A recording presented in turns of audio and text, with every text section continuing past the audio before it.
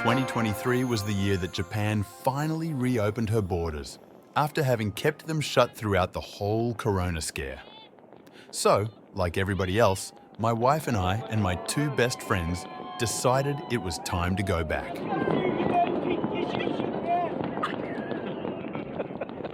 What you heard there was a neighbour greeting the new year. What you're seeing are the completely illegal fireworks above Oslo this year. Last year we celebrated down in those crowds, but my wife did not appreciate it.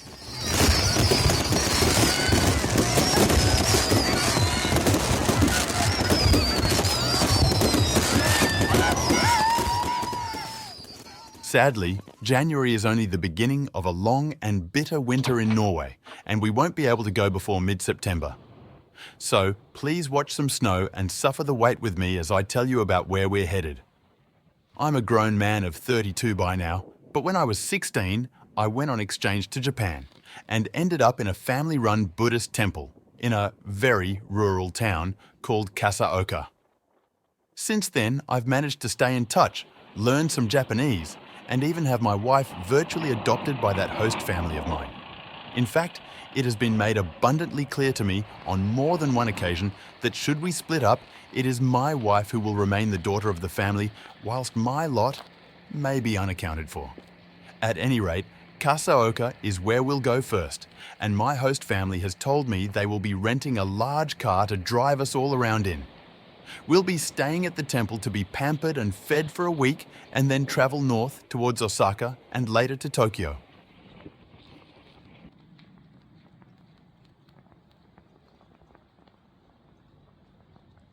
Ah, seems like spring has come at last. Look, there's flowers. If by any chance you intend to visit Norway, I recommend being here for the 17th of May. That's when we celebrate our constitution, and there will be parades and games everywhere. Here are some sights and sounds from this year's parades in the town of Fredrikstad.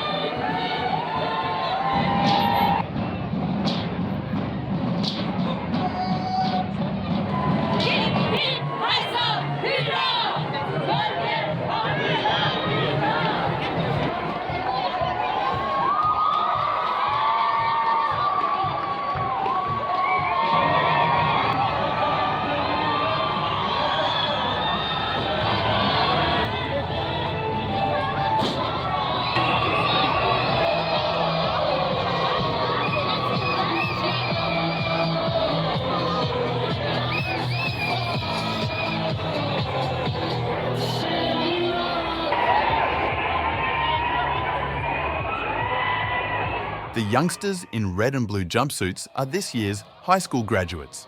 They're handing out fake business cards that kids like to collect.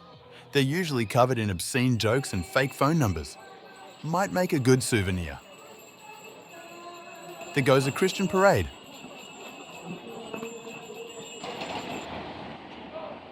And here come the Satanists.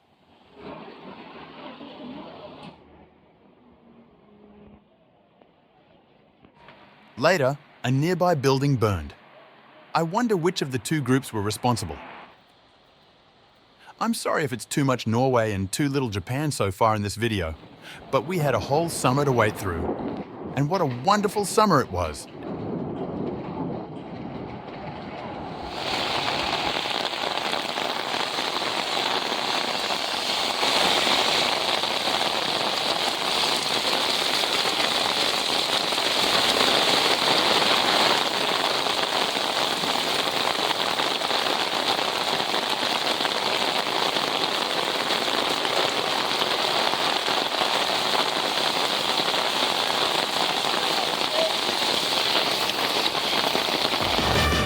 Welcome, or should I say Yokoso, to Japan.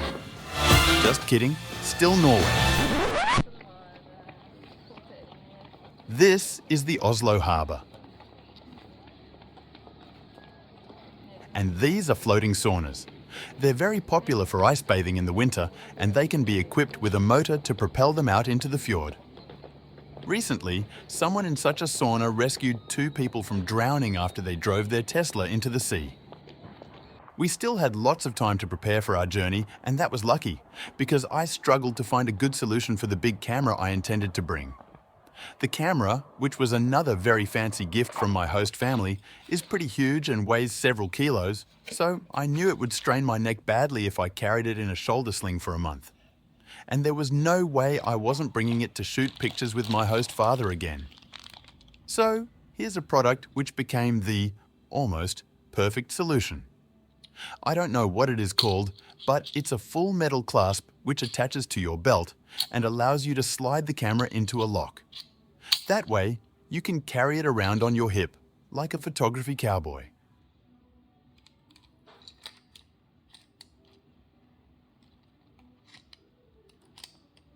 That turned out to not be the proper way to secure it. Make sure you clasp it through the strap and around the front flap, so there is no way your pretty camera slides smashing to the ground. I'll give you a little spoiler and reveal that the worrisome part turned out to be my leather belt, which stretched badly in the course of our trip. Properly secured, it does work surprisingly well.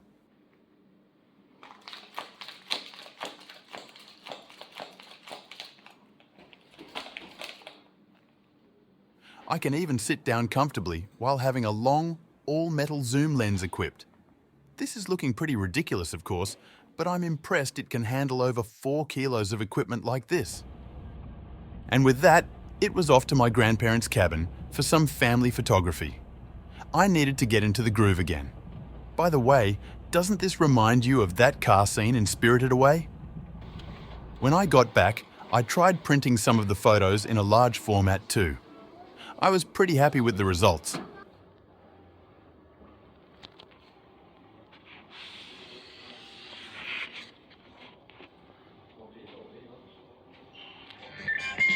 To get practice shooting something a bit more difficult and unruly, I went to a park where there was a public kart race going on. Together with one of the friends I'm bringing to Japan, we shot a lot of action shots and had a great time. Here are some of the results.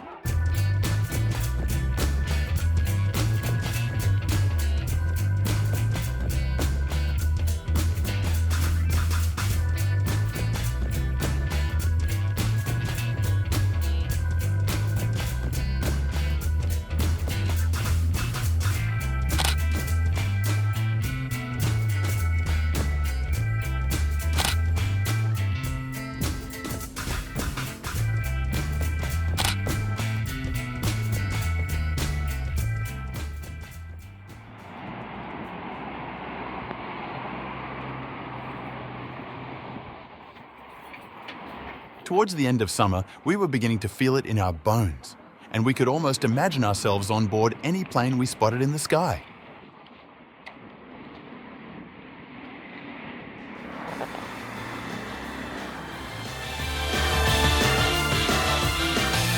And at long last, the day was at hand.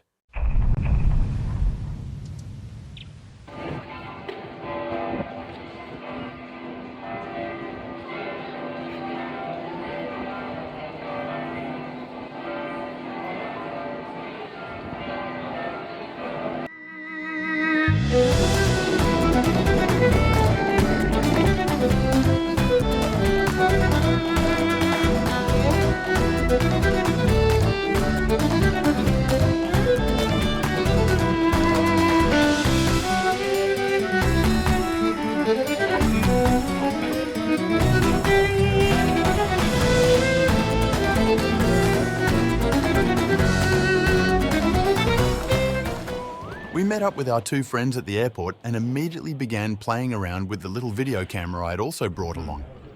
It was a used Osmo Pocket one, which I had gotten very cheap. I had not had time to learn how to use it properly, so it would be a learning experience.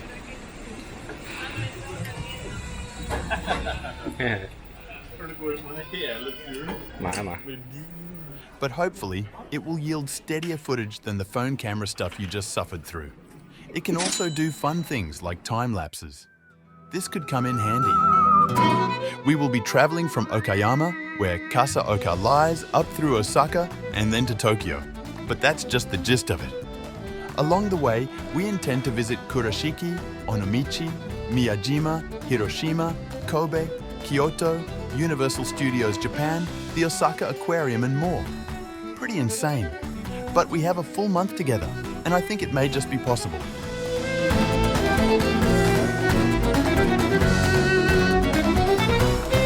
Our first flight takes us to Helsinki.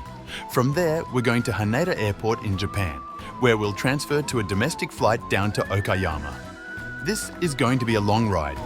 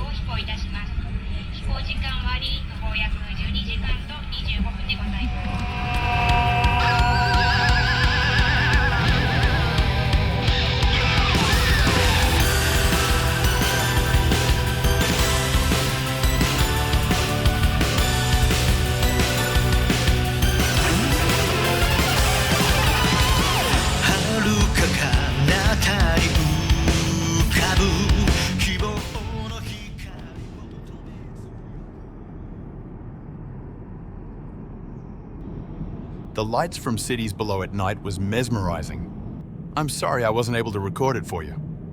What was not so cool was the new route we were flying. Due to the war in Ukraine, we were taking a wide berth around Russia, which added many hours to the total. Morning arrived with immigration forms and breakfast. It was the most 2 out of 10 meal I had ever had. In fact, let's censor that too. The view, however, 10 out of 10.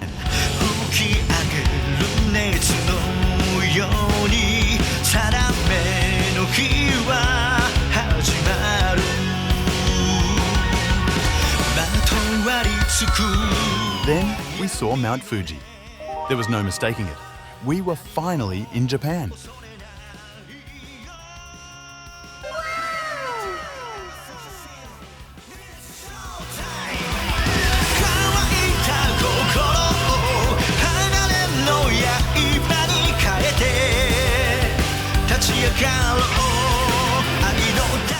I realize not everyone is as fond of plane rides as I am, as my friends both slept through this.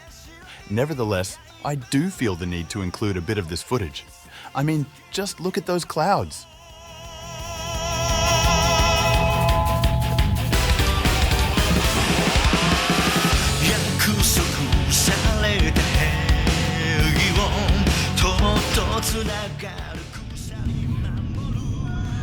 Cabin crew, landing in 10 minutes.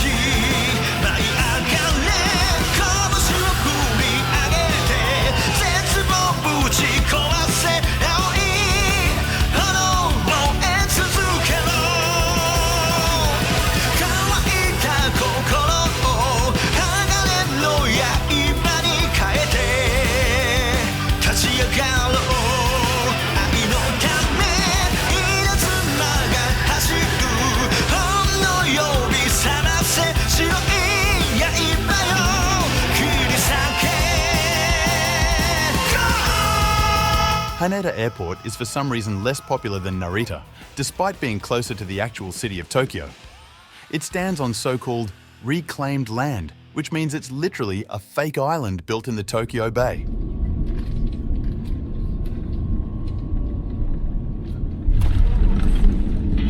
Welcome to Tokyo. Please remain seated and keep your safety belt fastened until the captain reaches the signs off. We had to board a bus to get to the domestic area of the airport. It went on for a while and even took us through a tunnel.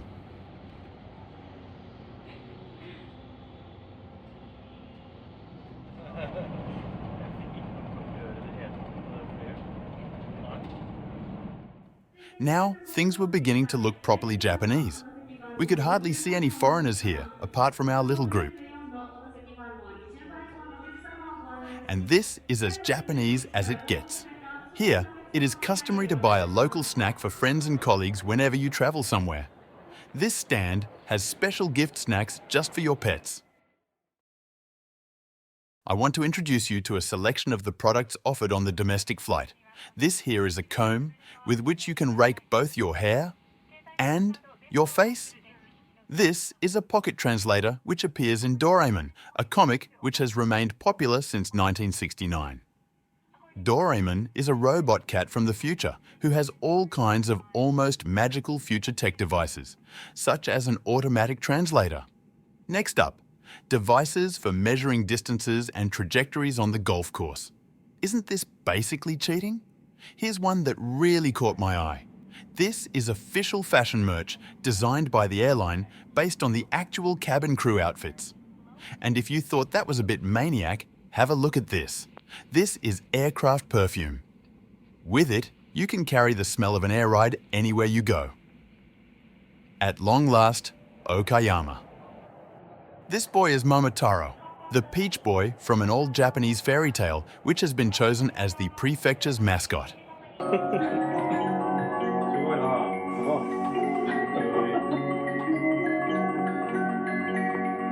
This is an antique music box with swappable discs, kind of like an early CD player. The temple is old and crammed full of interesting relics. And this is the room my friends will be sleeping in.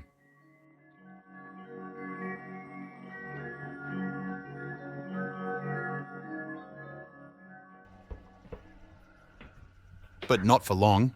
They've had a hard journey, but it's time to wake them up.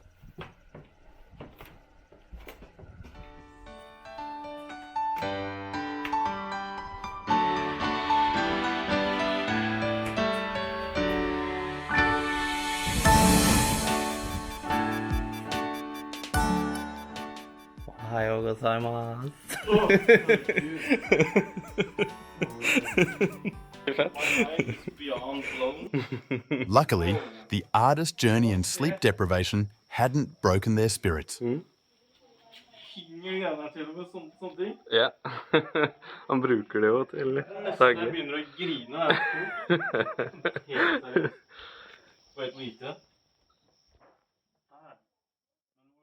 For breakfast, we went out for ramen. Each area in Japan is known for their own variant, and the Kasaoka edition had recently been featured on TV. What followed was a sudden influx in customers, and we had to get there early to avoid the lunch queue. This is Kasaoka.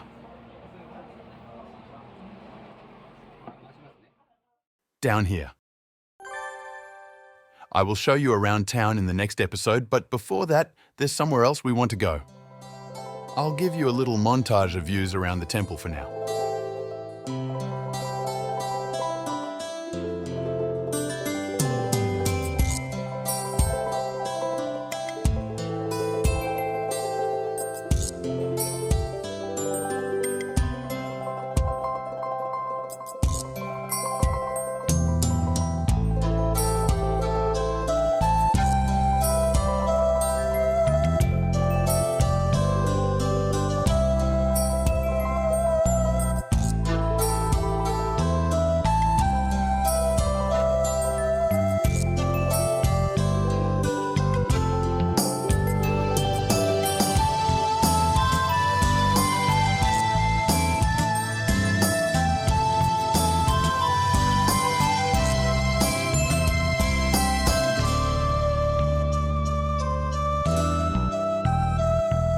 These black walls are interesting. Each drawer has a name tag. They contain the dust and bones after all the previous ancestors who ran this temple.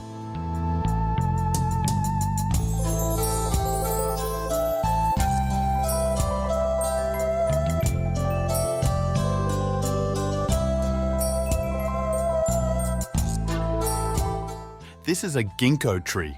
It can supposedly live forever and isn't actually related to any tree. This is a Joro spider. There is a female monster with the same name in old legends. The smaller one up in the corner is the male. It feels weirdly nostalgic to be back in this room, which I used to share with my host brother back in the day. The beams under the ceiling reveal this as part of the original temple structure, dating back several hundred years.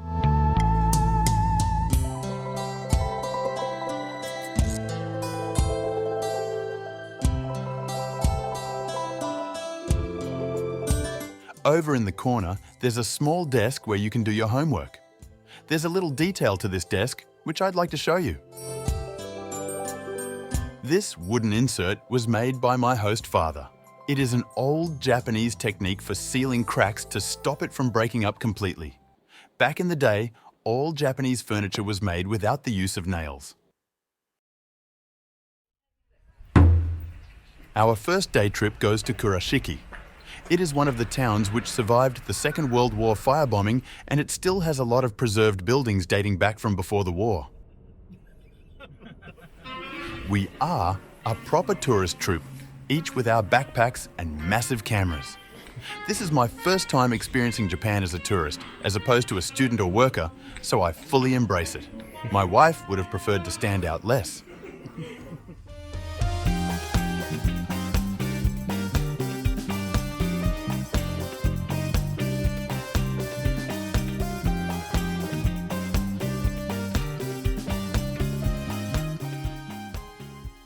These are called torii gates. They mark the resting place of a spirit in the Shinto religion and can be found in every nook and cranny, even in between and on top of skyscrapers. Shinto is not the same religion as Buddhism, and the Buddhist temples are instead often marked with a swastika.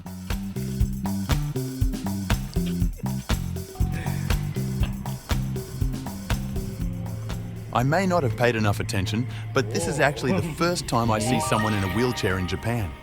And I have lived here for over 3 years.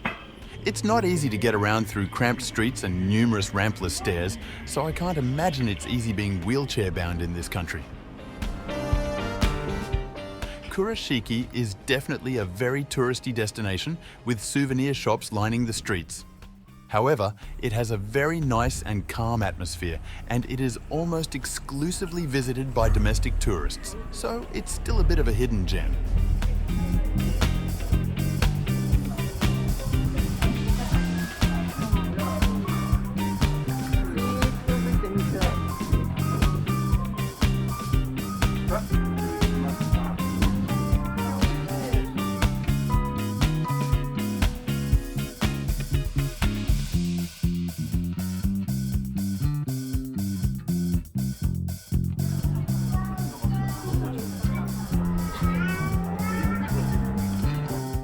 Apart from us, we saw one white guy, possibly here with his Japanese wife.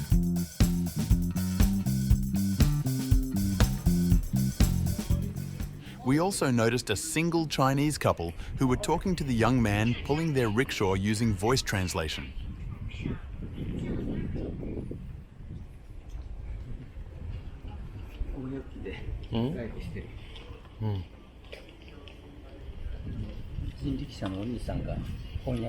And then there was us. And I certainly did my share to make sure our presence didn't go unnoticed. Ja.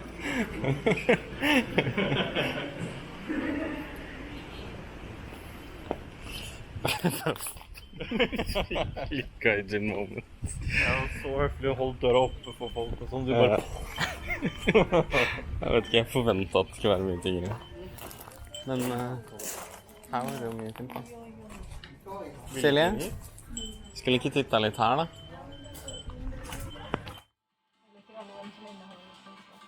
This shop sold all kinds of little things made out of recycled tatami mats.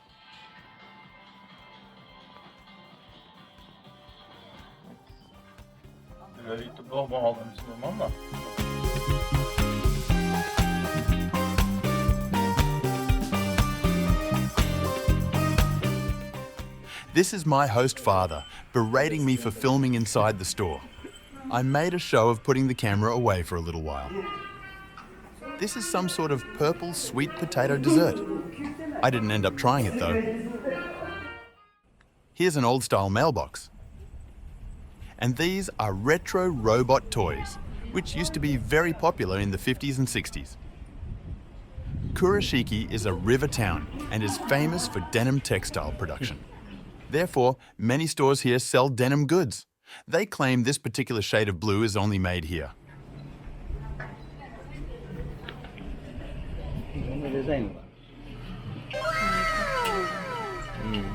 På Sven?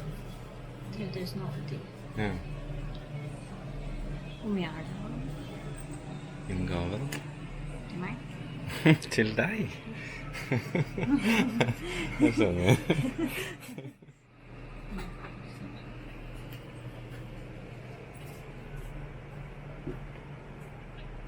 While we were inside the store, the weather changed on us. A typhoon was on the way. Soon, it was raining. Ja, dette det som Kurashiki da. Jeg har ikke sett det faktiske.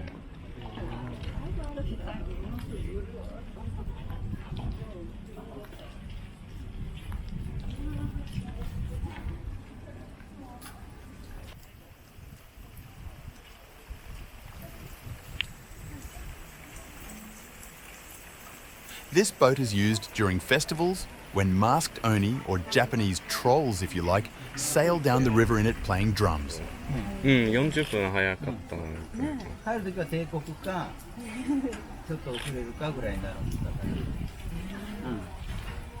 考えてない。そう。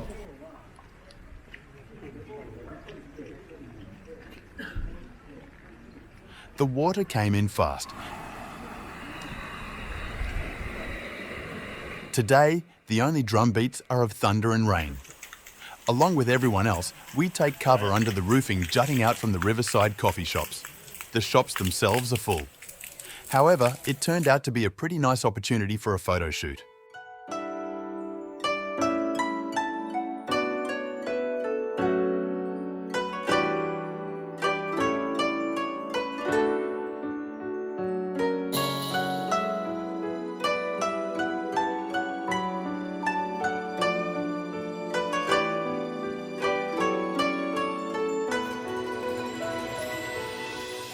This woman seemed more than a little pleased to be dragged around in the rain by some poor soaked guy. Later, we go to pick up my host mother. We are driving to a restaurant which is special, in the sense that they have a lot of pre-made dishes that you can choose from. These are made continuously one by one, so they're all fresh and hot.